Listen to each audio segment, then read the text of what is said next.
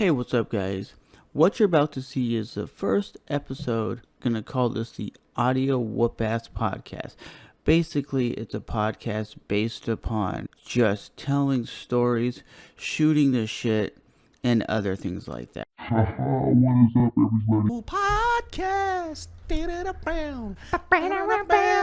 Talking about bullshit and other things. So, in the middle of the night, when you hear people banging at your door, people being violent, people being vicious, people doing like crazy stuff, it's more nerve-wracking than the daytime. So, just sitting in my room at midnight, and I hear this like real violent knocking at my door.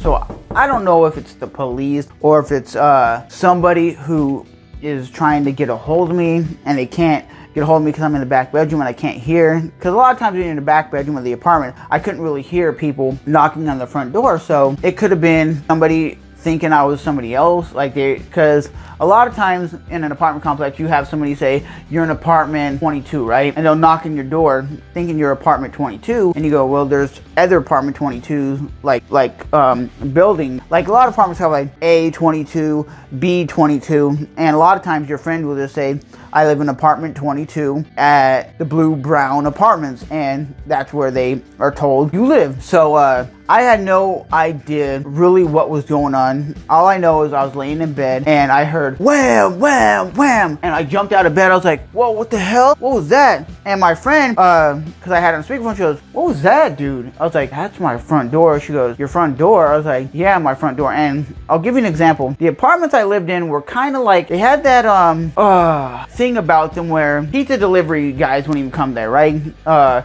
People wouldn't even show up there because they were scared that they were going to get robbed. Okay, it was very hoodish. It was very thuggish, right? So I had no idea what was going on. And when I ran, I didn't really run. I walked very slowly to the front door because I was nervous. And I looked, and it was my neighbor that lived right below me. And he didn't speak really good English, but I didn't say nothing. I didn't say, hello, how are you? How can I help you? I stood behind the door very quietly, why he looked very like angry, banging at the door, like yelling, let me in, let me in, let me in. And he was speaking Spanish, so I'm assuming he was yelling, let me in, let me in, let me in, I'm gonna F you up. And I didn't have a gun or anything, so I went to my kitchen where I had a iron skillet. And you go, you're gonna cook some eggs, dog? No, my skillet weighed probably like 20 pounds.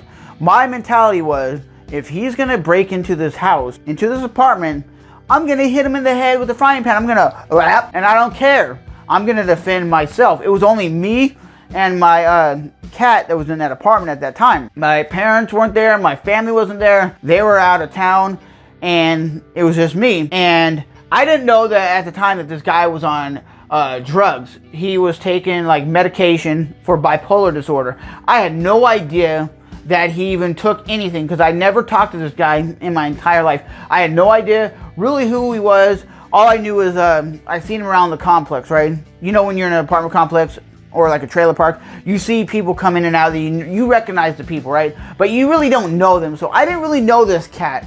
I had no idea who he was. Besides, he lived below me, and I would see him in passing, and I would just go like, hey, what's up? Because he didn't speak English. So when you just go like, hey, what's up? They know what the universal sign for, hey, what's up? How are you? Right? But this guy literally was banging on my door like violently, like he wanted in for some reason. And I walked back to my bedroom, and I was sitting there like my heart was just like beating a mile a minute. I was like, because I was scared that this guy was going to come in and try to fuck me up. He was trying to get in there and hurt me and do something that I didn't want him to do. And I had no idea what his intentions were.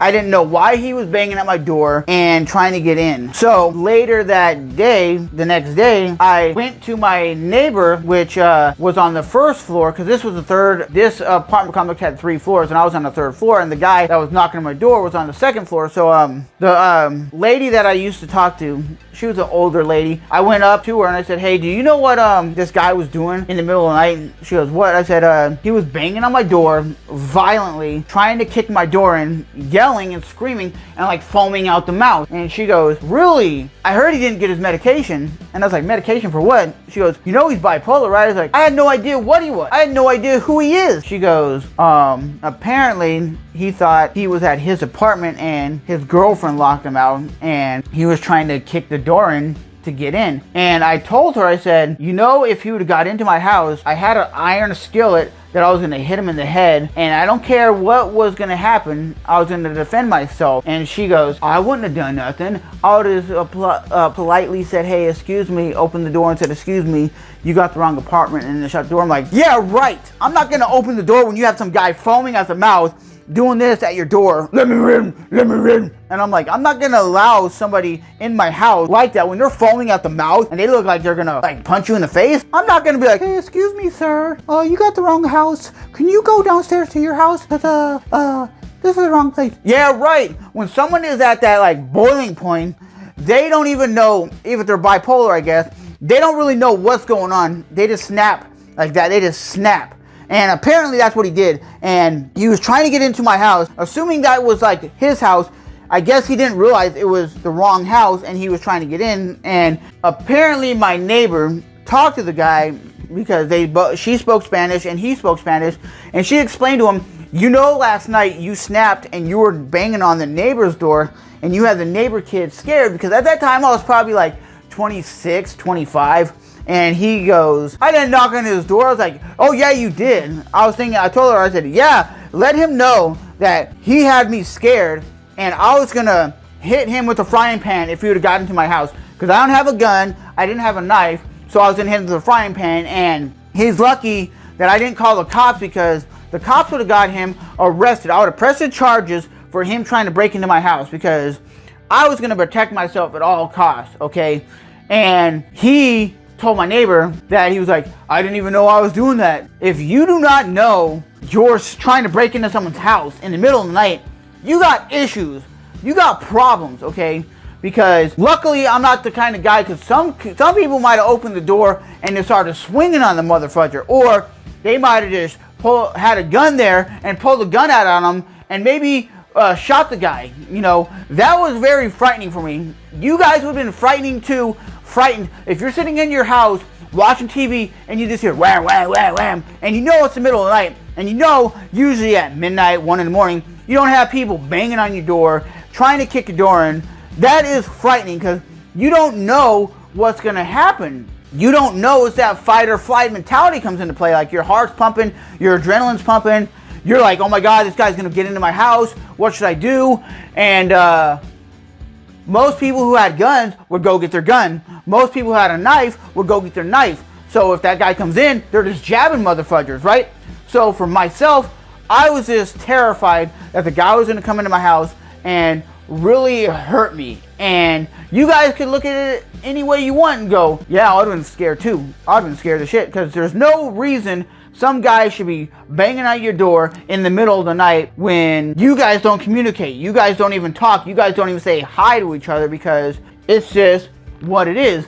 You're taught nowadays not to really interact with your neighbors, not really to say much. So that's exactly what happened. I don't really talk to him because I can't speak Spanish, and he doesn't speak good enough English to have a conversation with. So it was just like, he's going to get into my house, I gotta protect myself. But to this day, I still really don't understand why he was doing what he was doing, even though my neighbor's like, he was trying to get in because he thought it was his house and he thought his girlfriend locked him out. And I was like, well, if his girlfriend was home, she should have realized he was outside somewhere, and she should have went outside and got the guy. She shouldn't have just stayed in the house and not done nothing, because like I said, he could have got hurt, or I could have got hurt if he would have gotten into the house. It's easy enough. He could have just kept banging on the door and eventually kicked the door in where it opened up. So for me, I don't like apartment life. I don't like that lifestyle. I really hate living around people where it's like you're on top of each other. That is like not for me. It's a very scary situation when you live next really close to people that you don't know and you don't interact with on a daily basis. You don't know if they're drugged out, if they're a normal person. You really don't know who you're living by. So for me, those kinds of lifestyles is not for me. I was scared to death that I was going to have to either fight for my life or I was going to die in that situation, because you never have a weird person banging on your door in the middle of the night. She after I was done dealing with this situation, I called her back and I was like, hey, it was my neighbor banging on the door. I really don't know the whole reasoning behind it. All I know is one of my neighbors said he's bipolar, and he assumed he was banging on his door because his girlfriend locked him out. And that's when basically my family and I, we were just like, we're deciding to move out of here. We don't want to be here anymore. This is a weird situation, because where I live, like I said, you couldn't even order a pizza to the apartment because they were like, where do you live? Oh, the brown and blue apartments? Hell no, we ain't moving there. We ain't coming there. So even pizza delivery wouldn't even deliver to my apartment complex because they were afraid that they were going to get robbed. And they have got robbed in the past. So they were just like, oh, you live where? Oh, no, we can't even deliver there. I'm like, you can't? They're like, nah, we have delivery drivers ripped off there before. So every time my friend would come pick me up and we would go somewhere, she was always like, I get weird looks by all these guys around here. I'm like, yeah, you do. I get weird looks. I'd go check my mail at the mailbox and I'd have weird ass people that's going, like, give me like the dirtiest look. Like, what are you doing here? Why are you outside? What are you? And I was like, wow, this place is like the straight hood. It was straight tough on the streets living there. So I'm glad I'm out of that part of my life. I'm no longer in that situation. And it was like Thug City, like literally Thug City. And when you live in that environment, it's very tough. You get judged just by people walking down the sidewalk. You're trying to go to the store. People are looking at you like you're a scumbag. And you just got weird variety of people. So for myself, that apartment life is no longer acceptable for me. I can't live where you live on top of each other, where there's maybe an apartment above you, a family below you, a family on the side of you. That's just not for me. I understand for some people that's the life they live, but when you have to deal with people judging you on a daily basis, you're getting judged by just walking around the apartment complex to go check your mail, and then you have somebody trying to break into your house, assuming it's theirs. You kind of were like, I want to bounce and just get my own place again, my own home, and not deal with this like scum, because that's exactly what it felt like. This guy was a piece of trash trying to break into my house, and he would have got hurt, or I would have got hurt if he would have got through the door. Like I said, I am throwing down to defend myself. I'm not one of those guys that's going to hide in the bathroom or hide under the bed, because I guarantee you, if he would have got into the house, no matter if he would have seen it was me and not his girlfriend, and if he was in that mentality of he snapped, he's going to try to F me up. He's going to think I'm some guy cheating on his wife or cheating on his girlfriend or whatever it was, and he was just going to throw down and hurt somebody. So with that being said, guys, let me know if you've ever had a situation where you had some random ass person show up in the middle of the night and basically you were scared for your life. So as always, it's your boy Trevor back with another video, baby.